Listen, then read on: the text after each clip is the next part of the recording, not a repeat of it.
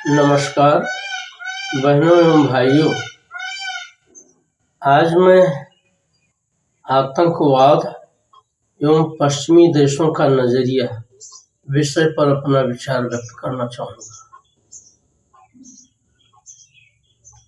आतंकवाद अंतरराष्ट्रीय समस्या है।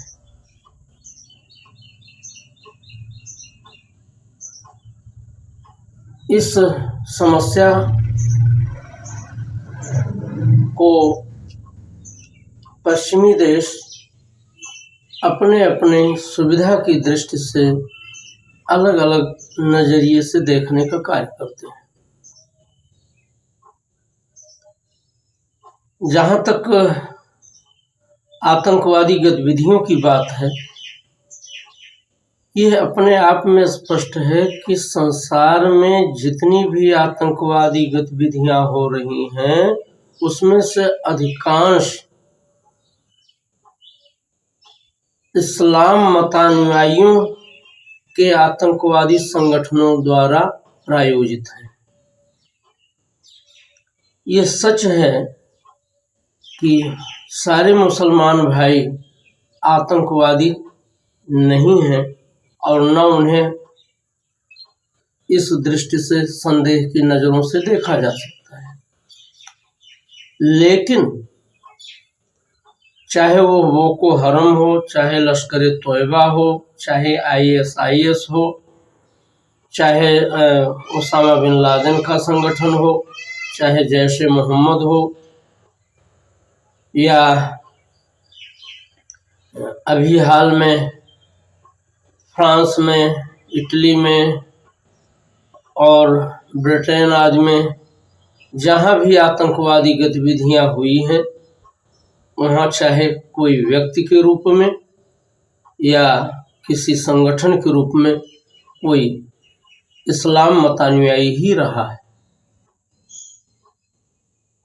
लेकिन जब भी दूसरे देशों को उपदेश देने की बात होती है, तो पश्चिमी देश मानवता का राग अलापने लगते हैं। भारत से श्रेष्ठ किसी का मानवतावादी नजरिया नहीं है। भारत सर्वे भवन्तु सुखिनः सर्वे सन्तु निरामयाः सर्वे भद्राणि पश्यन्तु मां कश्चित् दुर्भाग् भवेत् को जीने वाला देश है। इस अवधारणा के अनुसार चलने वाला देश है। न तोहम कामये राज्यम न स्वर्गम न पुनर्भवम कामये दुख तप्तानाम प्राणी नामार्तिनाशनम। ये भारत की मेधा ही नहीं, भारत के स्वभाव का हिस्सा है। जबकि पश्चिमी देश और उनके राजनयिकों का, उनके राजकर्ताओं का दृष्टिकोण इससे पूर्णतः भिन्न है। संसार में जहां भी कष्ट प्राकृतिक रूप से या किसी और कारण से व्युत्पन्न होता है, वहां भारत आगे बढ़ करके मदद का हाथ बढ़ाता है। जबकि पश्चिमी देश अपने हानि लाभ की दृष्टि से ही किसी की मदद करने या न करने का दृष्टिकोण रखते हैं। इसलिए पश्चिमी देश तब आतंकवाद के विरोध में बोलते हैं जब आतंकवाद का दुष्प्रभाव उनके देश पर पड़ता है। अन्यथा कोरी सहानुभूति या कोरा उपदेश दे करके ही वे अपने कर्तव्य की इत्सरी कर लेते हैं। यही नहीं, दुनिया के शेष देशों को अपने प्रभाव क्षेत्र में, अपने व्यापारिक उद्देश्य के, अपने लाभ के उद्देश्य से अपने प्रभाव क्षेत्र में रखने के लिए पश्चिमी देशों ने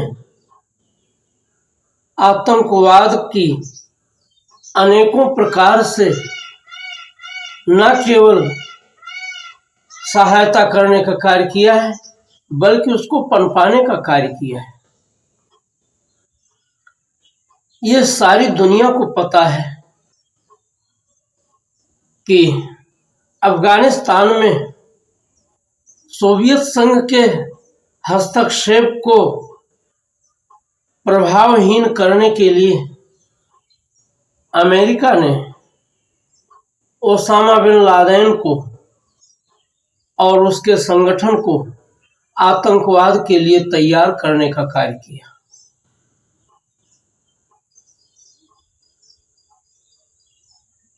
जब तक बर्बरक करमाल की सरकार अफगानिस्तान में थी, जो रूस के संरक्षण में, सोवियत संघ रूस के संरक्षण में चल रही थी, तब तक ब्रिटेन और अमेरिका मुख्य रूप से तालिबानी आतंकवादी समूहों को न केवल अपने सैन्य कमांडरों के द्वारा प्रशिक्षित करने का कार्य कर रहे थे, बल्कि उनको अस्त्र शस्त्र व धन की उपलब्धता भी प्रदान कर रहे थे। ब्रिटेन के सैन्य कमांडर उन्हें प्रशिक्षण देते थे और अमेरिका उन्हें हथियार और धन मुहैया कराता था। और जब संघर्ष करते करते थक करके अंततः सोवियत संघ रूस अफगानिस्तान से बेदखल हो गया, तब जाकर के अमेरिका ने अमेरिका ने अफगानिस्तान को अपने प्रभाव क्षेत्र में लेने का कार्य किया। ये सब कार्य अमेरिका और ब्रिटेन मुख्य रूप से वहां की आर्थिक क्षमता का दोहन करने के लिए करते थे।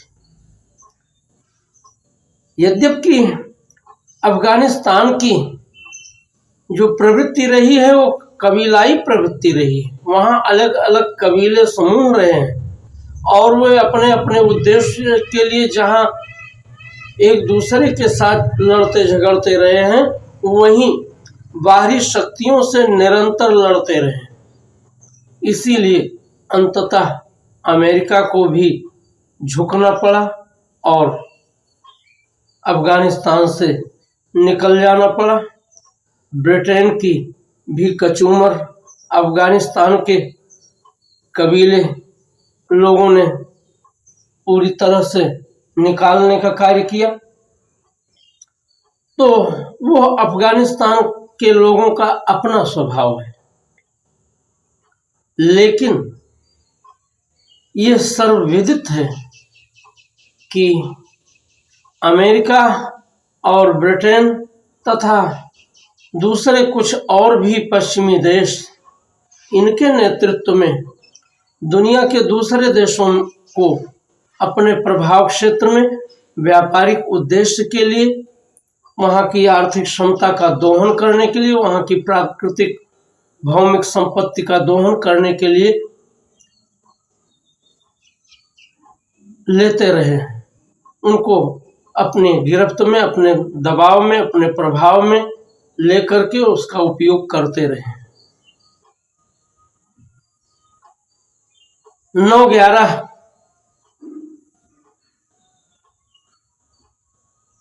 को जो वर्ल्ड ट्रेड सेंटर पर ओसामा बिन लादेन के आतंकवादी संगठन के द्वारा हवाई हमला किया गया, उसके बाद जाकर के अमेरिका का नजरिया बदला, लेकिन यूरोपीय देशों का नजरिया अब भी नहीं बदला है। उसमें भी खास तौर से जो अमेरिका की रिपब्लिकन पार्टी रही है, वो आतंकवादियों के प्रति अलग नजरिया रखती रही है, लेकिन वहाँ की दूसरी पार्टी जिसके कि राष्ट्रपति अभी हाल में सेवानिवृत्त हुए हैं, जो बाइडेन जी, वे एक तरह से संसार में अराजकता उत्पन्न करने के हिमायती रहे और उन सबका उपयोग अपने हित में करने के पक्षधर रहे। आज ट्रंप के नेतृत्व में जो अमेरिका की वर्तमान सरकार है, उसका नजरिया आतंकवादियों के मामले में जो बाइडेन की पार्टी से पूर्णतः भिन्न है। वे आतंकवादियों को आतंकवादी ही मानते हैं और डट करके आतंकवाद के विरोध में खड़े होने का हौसला रखते हैं। अन्यथा पश्चिमी देश और मुख्य रूप से यूरोप आदि का दृष्टिकोण सिर्फ ये रहा है कि उनके देश में अगर आतंकवाद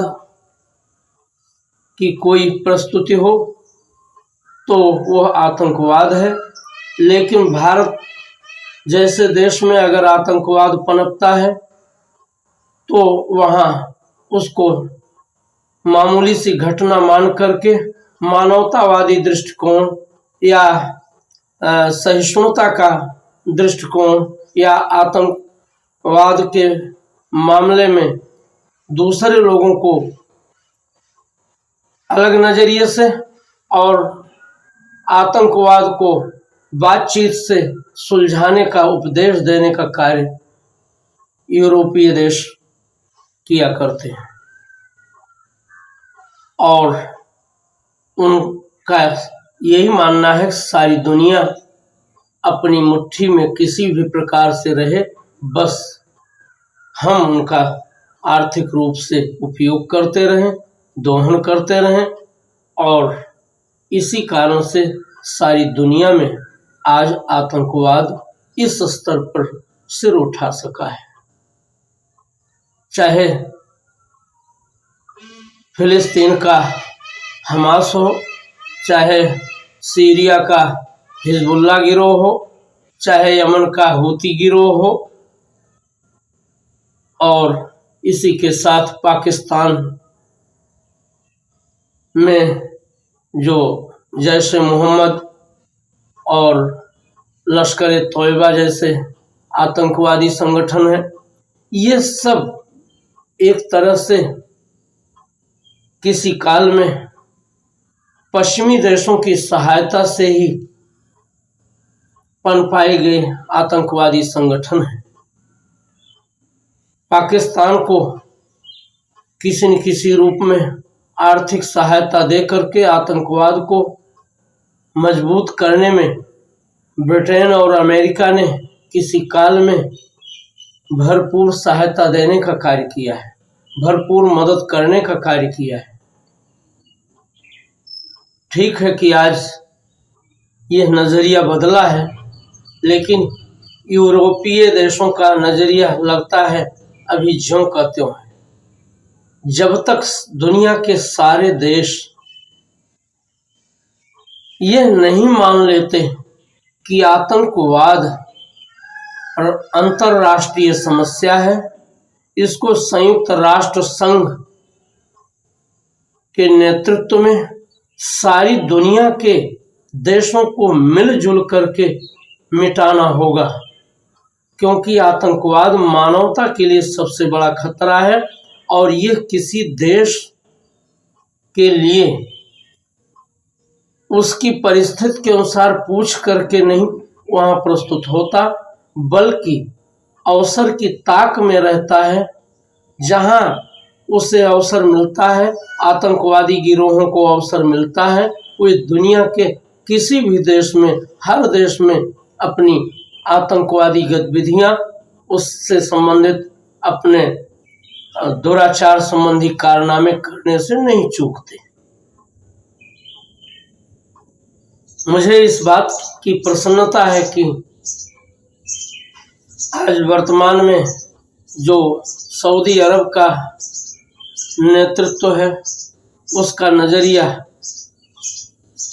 आतंकवादी गतिविधियों को सहायता देने के मामले में अब बदला है और वे अपने सऊदी अरब को समृद्ध करने और सारी दुनिया से संबंध रखते हुए भारत से काफ़ी निकट संबंध रखने के लिए प्रयत्नशील हैं और भारत के प्रति जो पाकिस्तान के पक्ष में सऊदी अरब का पुराना दृष्टिकोण रहा है वो पूरी तरह से बदला है।